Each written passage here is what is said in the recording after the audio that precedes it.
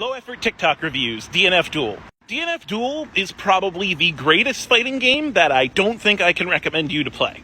As a fighting game, it's fantastic. It has a great battle system, it's easy to learn, its characters are unique and have a ton of personality, it has great online netcode and great matchmaking. It kind of felt like Street Fighter if Street Fighter had full screen normals and crazy combos. So if you just want a really fun fighting game to play, it's a really fun fighting game.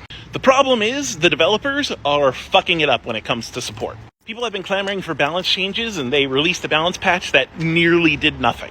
We've heard no tell of DLC, no new characters, no new modes, no new options. All this among a flood of other fighting game announcements like DBFZ getting rollback and all the new Street Fighter 6 footage. It's been out for months with no mention of new content, and months are an eternity in the fighting game world.